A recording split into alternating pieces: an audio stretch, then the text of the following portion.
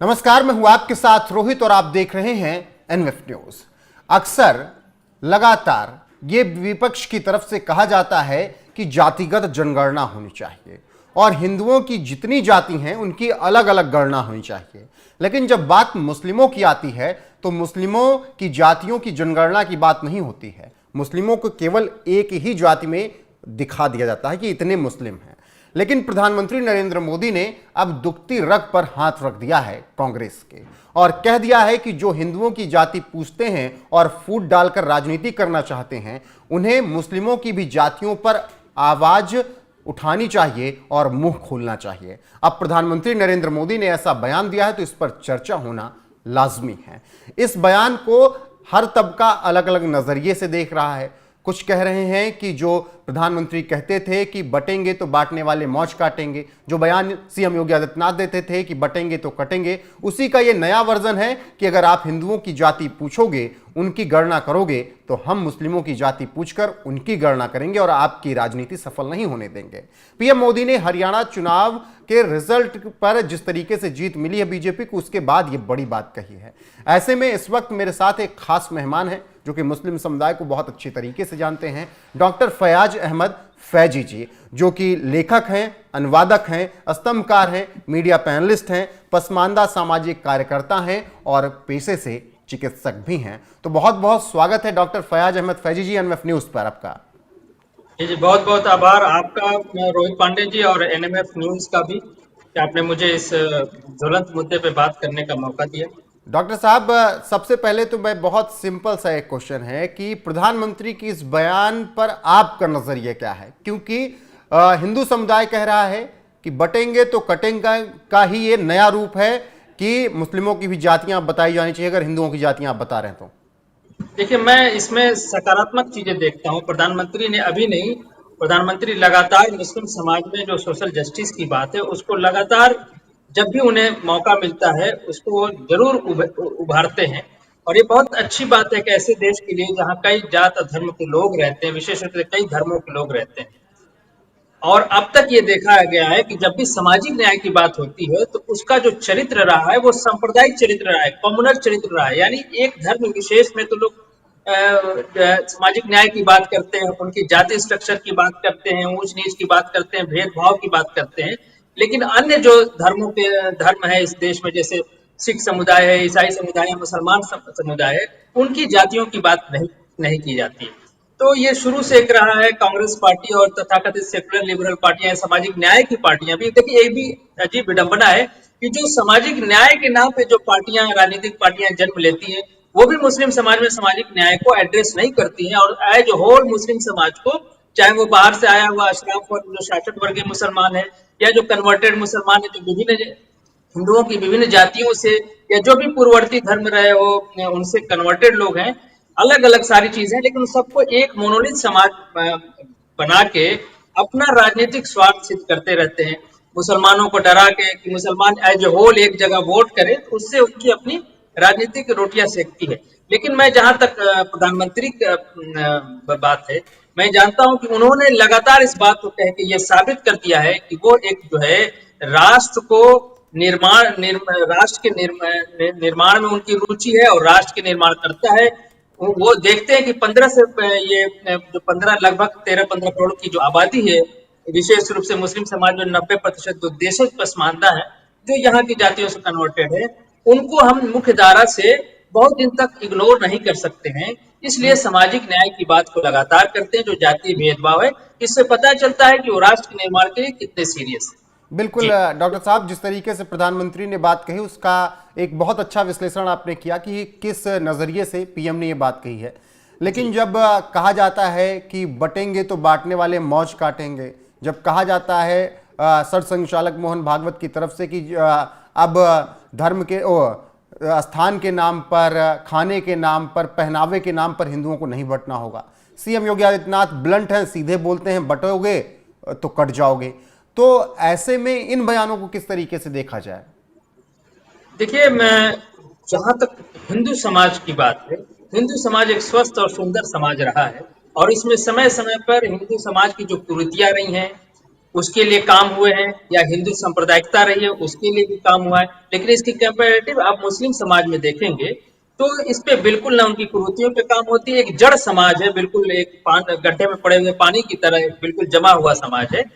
तो अगर हिंदू समाज में इस तरह कोई बात होती है तो हिंदू समाज के अंदर से ही इस तरह की आवाजें आती हैं। मुस्लिम समाज की विडंबना यह है कि मुस्लिम समाज को बाहर से आया हुआ अशराफ वर्ग, जो शासक वर्ग रहा है, वो लीड करता है। तो उसने एक ऐसा सिस्टम बना रखा है कि अगर मुस्लिम समाज के अंदर से कोई इस तरह के समाज सुधार की बात या मुस्लिम सांप्रदायिकता के विरोध में कोई आवाज आती है या सामाजिक न्याय की कोई आवाज आती है, तो उसको आरएसएस का एजेंट, यहूदियों का एजेंट कह के उसको खामोश कराने का प्रयास किया जाता है। अगर हिंदू समाज से कोई मुस्लिम समाज की कुरीतियों पे बात करता है, मुस्लिम सांप्रदायिकता पे बात करता है, तो उसको इस्लामोफोबिक कह के चुप कराने का प्रयास किया जाता है।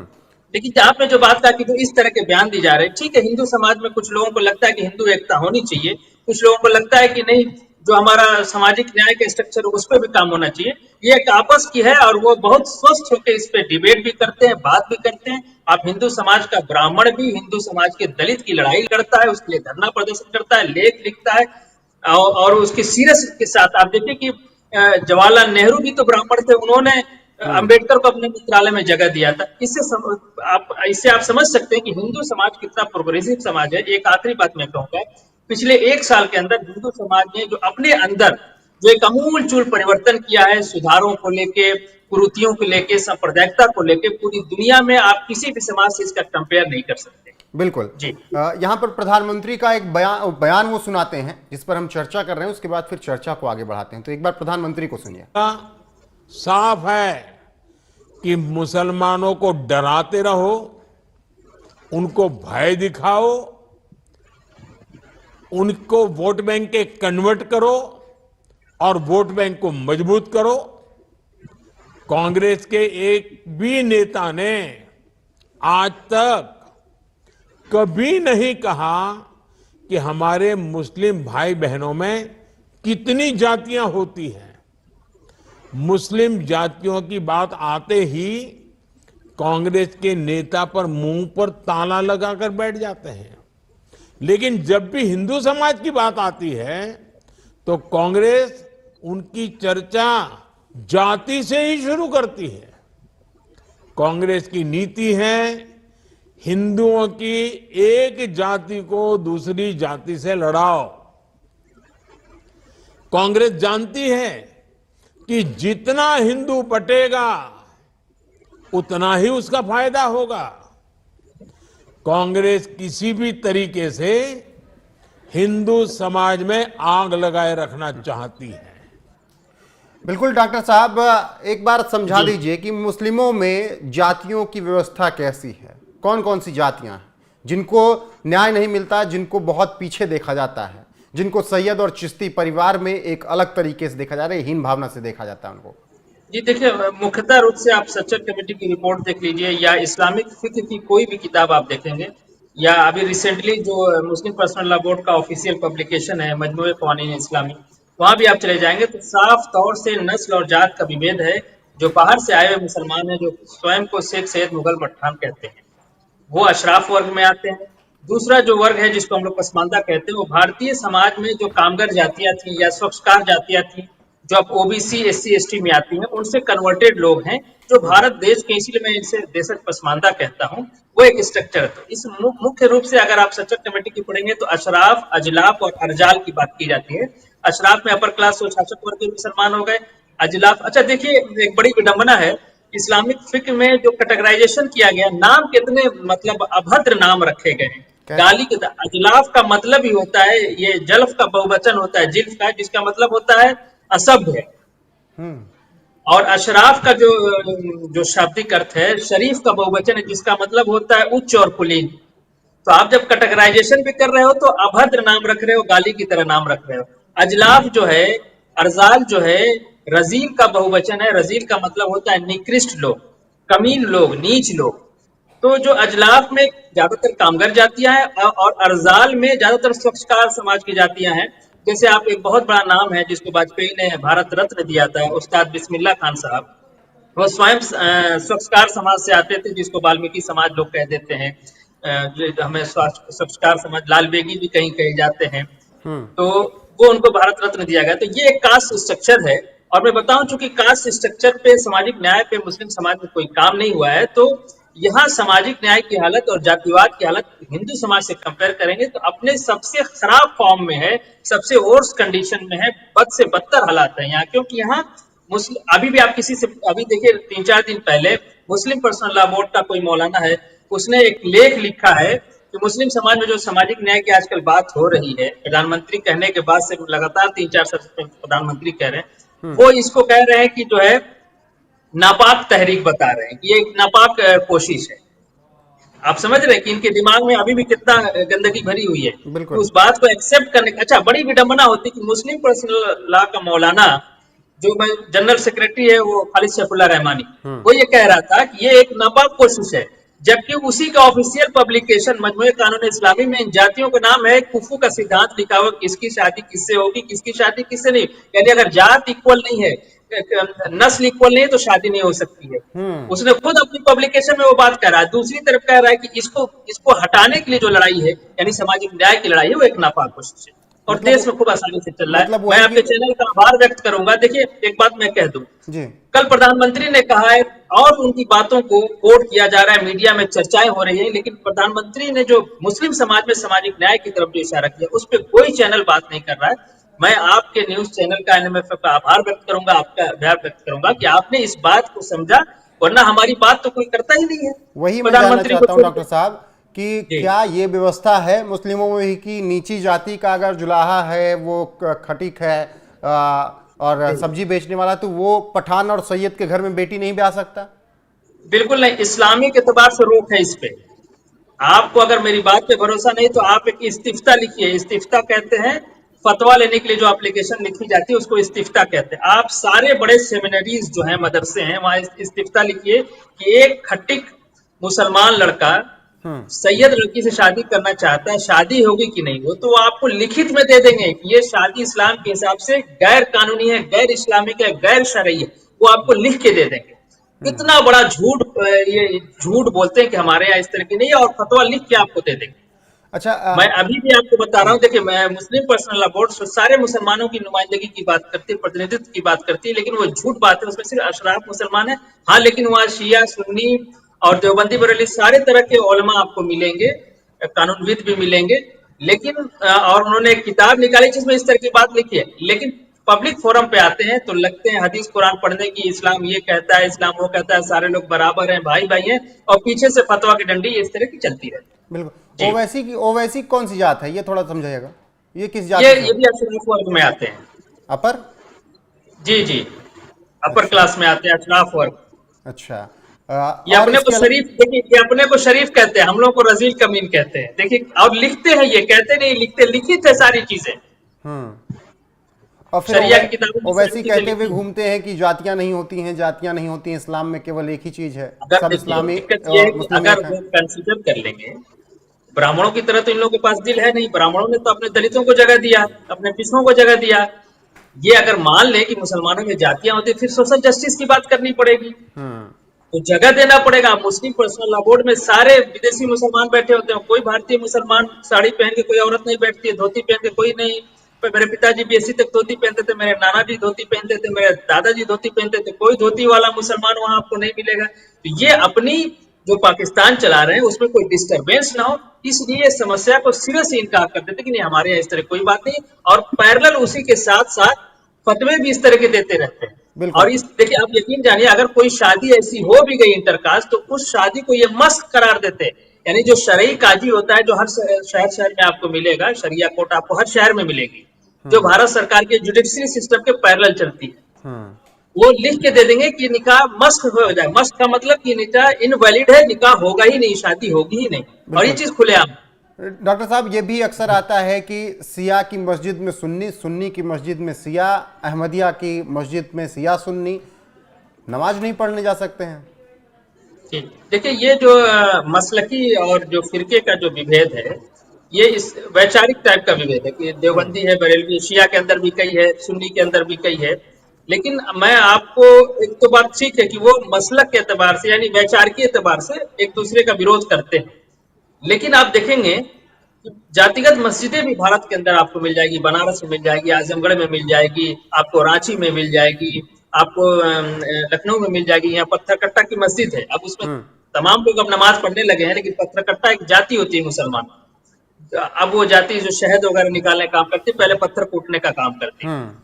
और कब्रस्तान तो आपको हर शहर में मिल जाएगा, हर जगह मिल जाएगा। कब्रिस्तान में भी है कि दफनाया नहीं जा सकता दूसरे कब्रिस्तान में। आपको मैं लखीमपुर खीरी में हलवाई का कब्रिस्तान दिखा दूंगा, जो वहां पे अपर क्लास राजा लोग थे, उनका कब्रिस्तान अलग है। शेख सिद्दीकी का अलग कब्रिस्तान है। तो हर जिले में आपको कब्रिस्तान मिलेंगे जातिगत आधारित। अच्छा, पसमानदा एक जो समाज है, अक्सर बात बीजेपी करती है, प्रधानमंत्री भी करते हैं। 2024 के चुनाव में बहुत बड़ा एक मुद्दा भी रहा कि पसमानदाओं को बीजेपी को साधना है। पसमानदाओं की हालत इस सरकार में कुछ बदली? जी देखिए, जहां तक बदलने की बात है तो सच्चर कमेटी की रिपोर्ट में तो सारी चीजें लिखी हुई हैं कि, लेकिन एक बात कहता हूं कि जो मुस्लिम शासनकाल था, जो अशराफ शासनकाल जिसे मैं कहता हूं, उसके कंपेयर में जब से एक नया भारत बना, एक संविधान लगा, उसमें हमारी स्थिति अच्छी हुई है। यानी जब मुस्लिम शासन कर रहे थे तो मुसलमानों की स्थिति बद से बदतर थी।